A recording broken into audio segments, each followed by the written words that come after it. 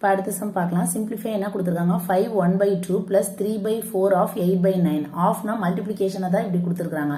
இப்போ 5 1/2னா என்னது, இது வந்து மிக்சடு ஃப்ராக்ஷனாக இருக்குது. அப்போ இந்த கீழே உள்ள ரெண்டையும் என்ன பண்ணணும், மல்டிப்ளை பண்ணணும். வர்ற ஆன்சரோட இதை வந்து ப்ளஸ் பண்ணணும். அப்போ I2 10, 10 + 1 11, 11/2 ப்ளஸ் 3/4 ஆஃப்னா என்னது, மல்டிப்ளிகேஷனை தான் அப்படி சொல்லியிருக்கிறாங்க. மல்டிப்ளிகேஷன் 8/9. இப்போ இந்த மாதிரி போர்ட் மார்க்ஸ் ரூல்ல நம்ம என்ன பண்ணணும், மல்டிப்ளிகேஷன் அடிஷன் இருக்கு. எதை ஃபர்ஸ்ட் பண்ணணும், மல்டிப்ளிகேஷன் தான் பண்ணணும். இது ரெண்டும் ஒரு செட்டா இருக்கு.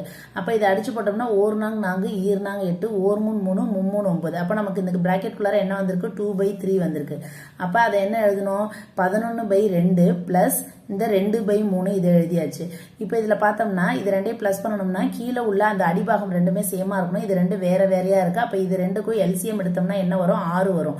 அப்போ இந்த 2ஓட எதை பெருக்கணும்னா 6 வரும், 3 பெருக்கணும். இந்த 3ஓட எதை பெருக்கணும், 6 வரும், 2 பெருக்கணும். இங்கே நம்ம வந்து கீழே அடிபாகத்தை பெருக்கணும் மாதிரியே மேல் பாகத்தையும் நம்ம என்ன பண்ணணும், இதே நம்பரால பெருக்கணும். அப்போ 11 × 3 33, 2 × 2 4.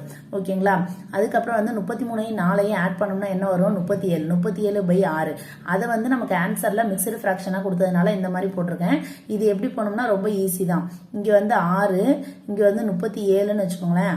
6 6 36, ரிமைனிங் 1 வரும்.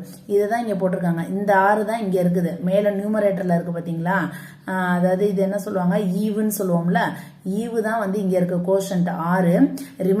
ரிமைண்டர் மீதி என்ன இருக்குது, 1 டிவைட் பை இந்த 6ஆல வகுத்தோம். இதுதான் ஆன்சர். உங்களுக்கு ஆன்சர் வந்து மிக்சடு ஃப்ராக்ஷன்ல இருந்தால் இந்த மாதிரி போடுங்க, இல்லாட்டி இந்த மாதிரி வந்து பின்னத்திலே வெட்டலாம். அடுத்த ஒரு வீடியோவில் பார்க்கலாம். பாய்.